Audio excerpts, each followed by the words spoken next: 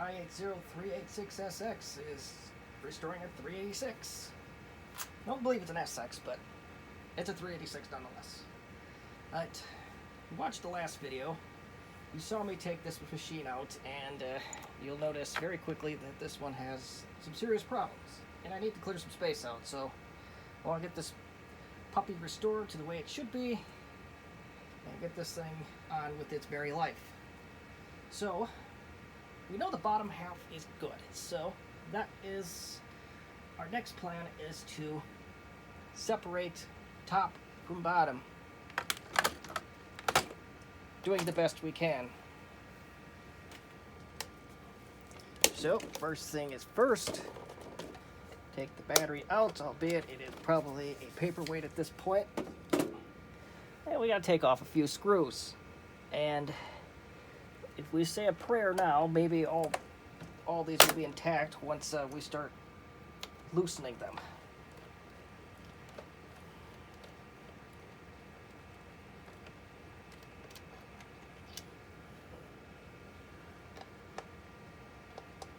Got a lot of projects coming up, so we need to get this thing back to its former glory.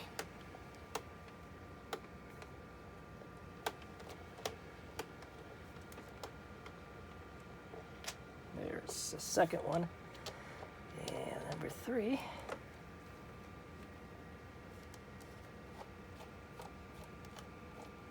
The good news is that we do know that the panel is good. So if my donor machine, if the panel is defective in any way, shape, or form, we can take this original one off. And I know you can't see me doing all my work here, but rest assured I am taking screws out. Did I get that one? No. They are in good, so whoever had this machine before, or maybe the factory, they did a good job tightening these screws. And I may even need to get a bigger screwdriver for that one, because that one is just not going to come out without some intervine divention, or whatever you want to call it. I don't even know if that's right. And that might be the biggest screwdriver I have handy.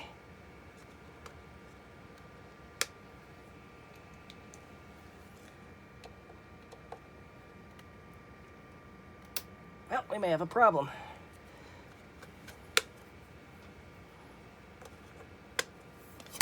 Because that screw does not want to come out. So we'll have to go do something else with it. But yeah, that sucker is close to being rounded off. So let me try a few different screwdrivers and let's see if we can pop that puppy loose. That, of course, we'll do offline. Cover's off. Bad news is some damage was sustained. Both of these plastic standoffs did break, so I'm not sure what I'm quite going to do about that. I hope that the parts machine has a slightly better conditioned cover. We'll see. Maybe we can... this might be repairable. It's, you know, the story of early 90s Compaq plastic. And this is why some of the Contura enthusiasts, or former Contura enthusiasts, shied away from these machines. And the number of combinations of things it took to get that off. I mean, probably at the end it was just broken plastic of that. And possibly even some glue. Not sure. Regardless, let us move on with our next course. We got to get this metal cover off no matter what, because that'll allow us to separate the panel.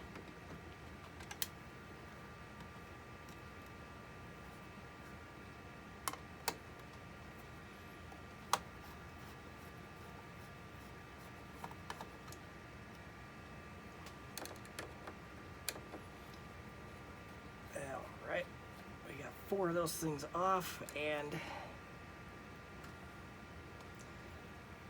I think the metal cover just comes off. Yep, it does. should come out with little resistance. Indeed it does. And want to know some useless trivia? This is a screwdriver that came with a TV. Yes, a cheap Chinese TV that included their own screwdrivers. Go figure that out. So, next thing I want to do is I want to get this panel off gracefully. I think it is literally just hanging on by a ribbon cable, or at least components of it are. That's no good anyway, so we gotta address that.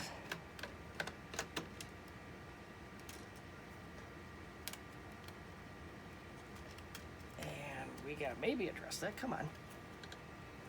Okay. If you're gonna stay there, you can stay there. I suppose the keyboard. Yeah, the keyboard's gonna come out, but we'll. One thing at a time. I want to get this panel out. At least on the right side, it is relatively attached. And once you know it, they do something cruel and unusual. Well, the concept of it isn't super cruel, but we have Torx heads now. We call that the needless switching of tools. And please be a T8. Yes.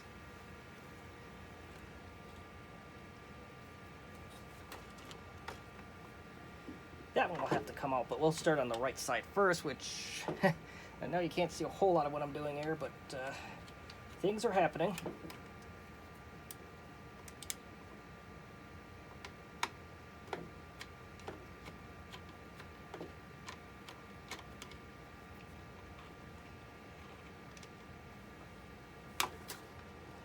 Come on, out you go.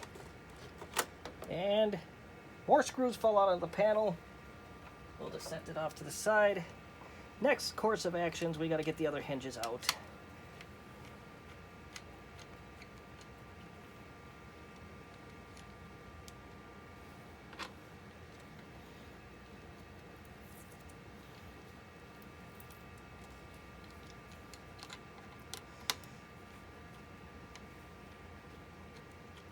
You know, you're just seeing my arm here. I know that doesn't make for a very exciting video. Bye-bye, hinge.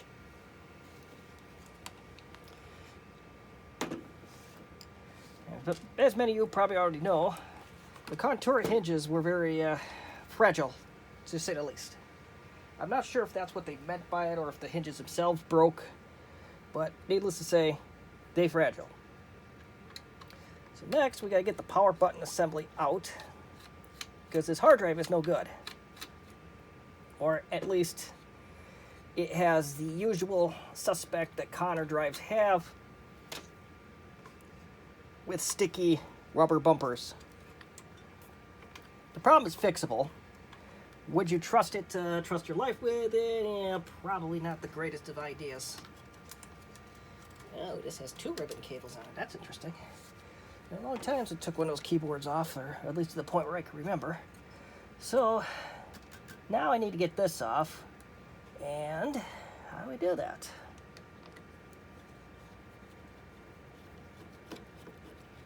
Let's try to take this board off, so I'm sure that's in the way. Or is it? No, this is just going to be a very interesting hard drive to access. And I'll be honest, I don't know how to entirely do that. Maybe the floppy drive's got to come out too? Oh, wait, hold on. We figured it out. Not as bad as I thought it was going to be, but I still have no... Oh, yes, I stand corrected. It is a 120 megabyte hard drive, provided that this is the original hard drive. It is a Type 50. I could just see the little 50 poking out. So, if it's anything like the light counterpart, the LTE light counterpart, that is likely the original drive. Now, gotta get the Cmos battery out. There we go. And for those that follow Duracell, I noticed on the coin cell itself, they gave up on their little naming scheme. Duracell just does the CR2430. Now, if you go watch my first video, you'll see what the difference is on the battery directly. Duracell used to label all their coin cells, or at least these 3-volt ones, with the DL variant. They did the same exact function, but now they're just they dropped the DL variant and now just went with CR like everybody else.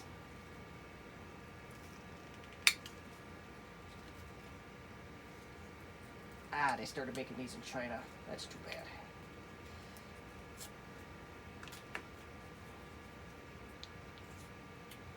Although I don't think the Duracell ones were coin cells were ever made in the US, but it is what it is. As long as they still work, I guess. Yeah, who knows? This could be a counterfeit. I doubt it, but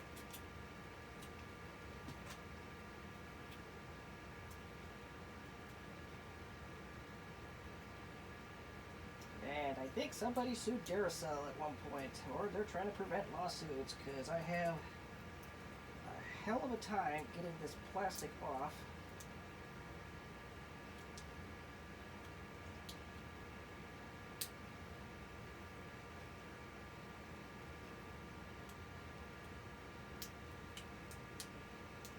Show you. Hey, look at this.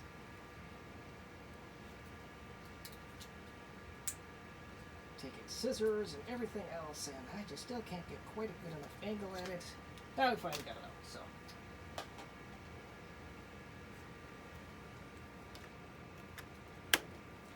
I will refrain from giving any more opinions on the subject at the time. So, we need to get a hard drive in here that we know works. So, with the magic of video editing, I'm going to do that part offline. And it'll be a new hard drive, or new to this machine, in this machine, right now. Okay, so, I found something rather unfortunate. I was going to originally use this drive. It's very similar to what they used in the later model LTE lights. They're both 19mm. But if you look close, you'll notice why I can't. Where the screws go, if I can get it to focus. On the Conner, they're much higher than they are in the Seagate. And something dropped to the floor. I don't know what it is. But anywho, well, we put it in like that, it's definitely not going to work. Notice where the screw holes are on this drive. That's a problem. The Conner lines up perfectly, so what I have to do, I'll either have to replace the rubber bumpers on this thing on the original, or I have to find something else that'll fit. So that's a variable I didn't expect. But I do know that these take Seagates, or at least I have one of these where somebody shoved a Seagate in, and I don't know if they just left it that way, or Compaq revised this caddy. I'm not sure, but we're going to find out. We'll find something for you, don't worry. Okay, another interesting wrinkle. This came from a God knows what Contura. You notice 209 megabytes. Notice we have a very similarly modeled ST9235AG. So, let's do a little surgery, shall we? And now the surgery is once again going to be off camera. I'm probably going to earn myself some criticism for that, but hopefully this will be a quick off-camera surgery. And, oh, hold on a minute. Hold on. I think I see a logical explanation. Or I'm just going to ask myself further questions, or I had the thing in backwards. I'm not exactly sure, but we're going to find ourselves. Okay. A little bit confused at this point, but we shall see. I see. It looks like as if we have a revised caddy. I'm not sure if those were drilled out by Compaq or somebody else. But you know what? Guess what we're going to do? I have no idea what's on that drive, so a little disclaimer there. But we're just going to go ahead and use this drive, because I have no idea what's the story with this Contura. Yeah, we're going to drop our screws, so.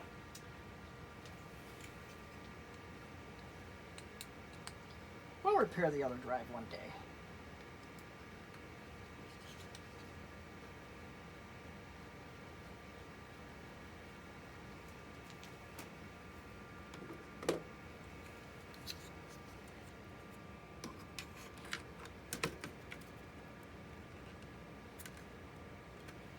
Unfortunately, my donor machine, the originally planned donor machine, does not have such provisions as a does not have a hard drive in it, I should say. I don't know why I use that provisions term, but it is missing a hard drive. So let's get this back together. Went a little bit off course here, but that's part of the life in a restoring a vintage system like so. There we go. We're off one section, that's why it doesn't line up. Okay, so power buttons are back in play.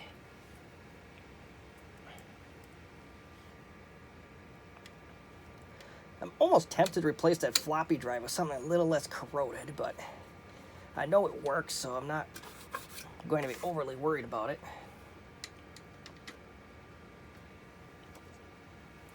And fun little fact, I'm today years old.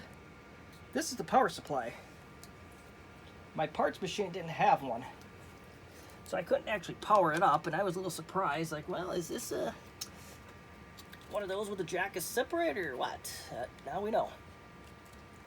I don't think we need to have this exposed any longer, so we'll put it back in its rightful place. I don't know if that plastic part was supposed to.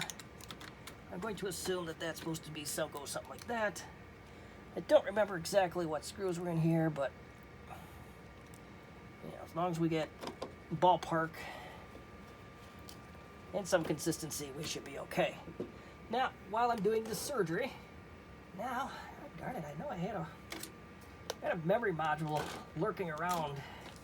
I think this is actually it. I think I bought it off of a guy, basically gave it to me. Didn't know what it was, just said Compaq memory. Beyond that, no idea. So, we're going to pop it in here. Can never have too much memory.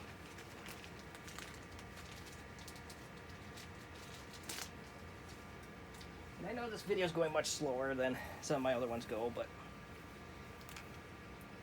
that is, again, the life of what we're going to expect. And, okay. It's supposed to be for a first-gen Contura. We got female ends, or we got... I wonder if this is for a 486. Yeah, it's got to be what it's got to be for a 486. Yeah. Well, that's another YouTube video.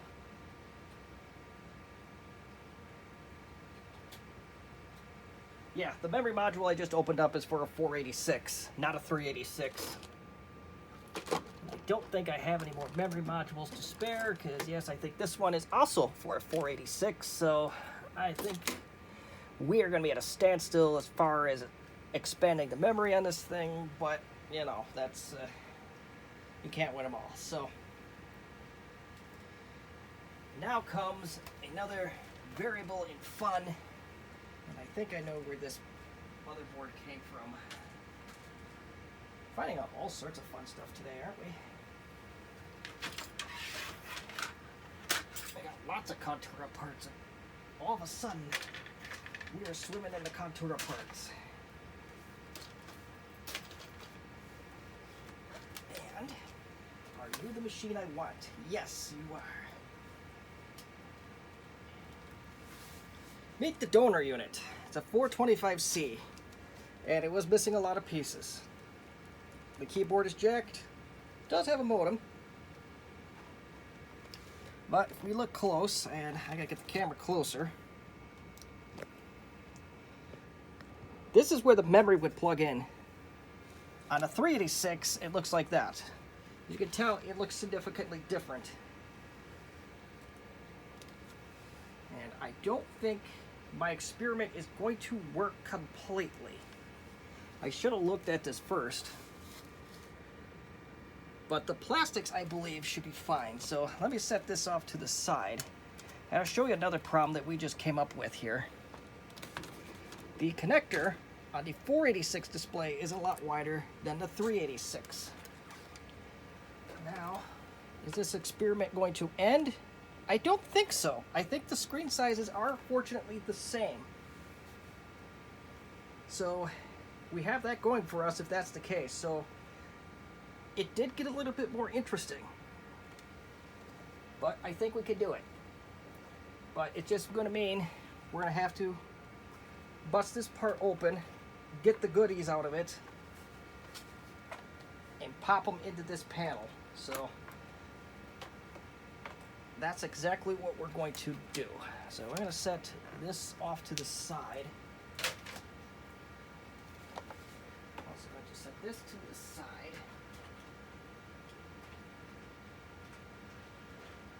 We're going to try and set that to the side. And see, got so much stuff in here. I got to start cleaning up here.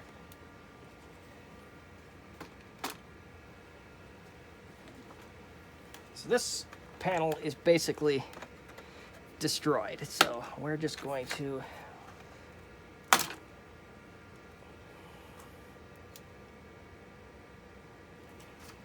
color display. Okay, it came right off, so let's set that off to the side. Yeah, wait a minute. Oh, okay, that's our experiment may be dead in the water here.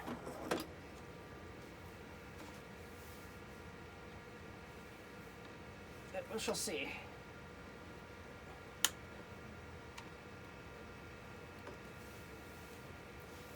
Yeah, I just gotta get the panel off here. We should be home free.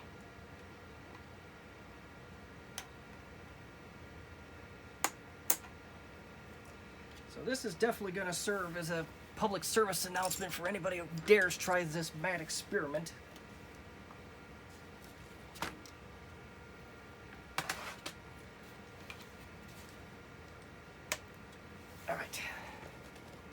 On the desk here. Let's get this on the table, surgery table, and let's get her apart.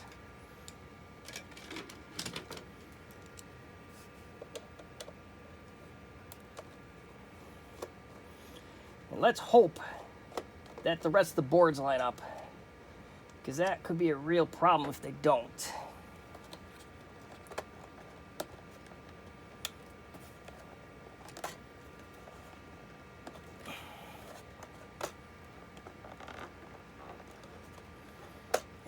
Uh-oh, we have a lot stiffer plastic on this one than our 386 base counterpart. Keyboard is screwed in this machine anyway, so I am not losing any sleep over the keyboard. But we do got to get the rest of the plastic off. And I know that I don't see any plastic or any additional screws holding this panel together, so I'm a little bit confused in why this is being more stubborn than the 386 counterpart. Oh, there you go.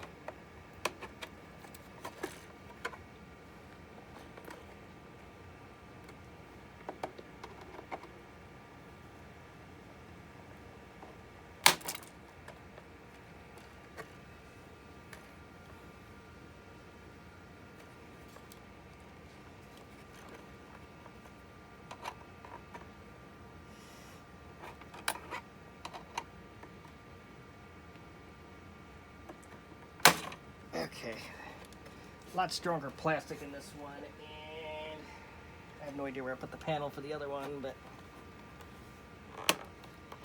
but the right side of it doesn't appear to be much different.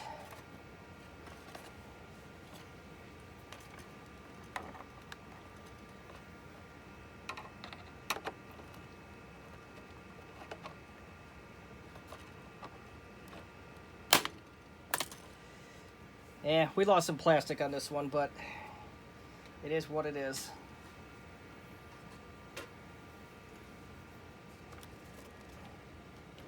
But here you go. Here's the innards of a 486 based Compaq Contura 425C screen.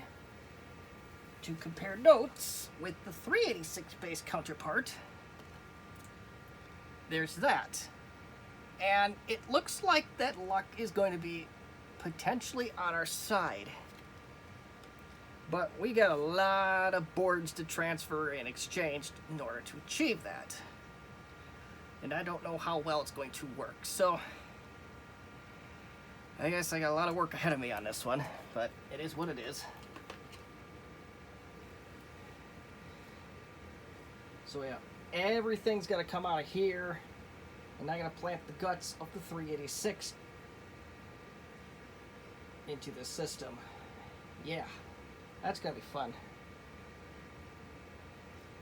And let's hope that things line up. If they don't, then we're going to be hurting here.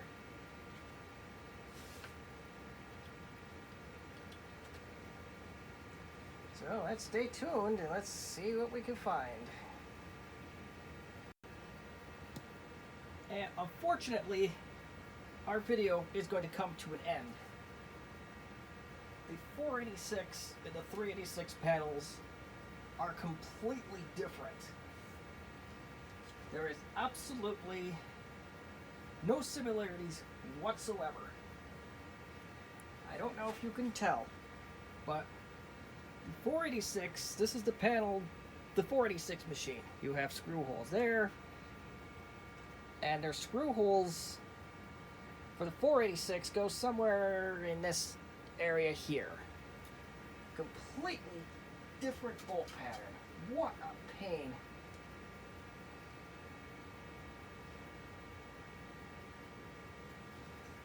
Yeah, actually I can show you. See, that bolt hole goes way in the corner there. You've got ribbon cables that are entirely different. I don't know if you can tell, but there's another ribbon cable here that does not exist on the 486 display. Actually, it kind of does, but it's behind. If they were physically different, I could do it, but not that physical. So that's very unfortunate. Who knows, I might be able, that might change our plans a little bit here. Maybe we can restore the 486 and determine if this machine is any good. That might be a possibility. And yeah, so this is, I'm kind of bummed about that. I really am. I had a nice little unicorn in my hands, but there was no way to know about that bolt pattern difference until you actually got a hold of it, or if you know somebody that actually had one of these machines and tried it, or an engineer Compaq would know. Just, it's really unfortunate. Oh, there's two similarities. The panels are made by Sharp. Whoop-de-doo. So I am going to spend my time putting the 486 and the 386 back together the best I can. It's really unfortunate, but that is life. Who knows, maybe the 486 machine is still good, and we can get some life out of it, and hey, maybe we have one more machine, so who knows. But that's going to be it for this video. Sorry it didn't turn out better, but sometimes that's what happens, and like I said, there was absolutely no way for me to know that until I started digging in. So again, thank you for watching.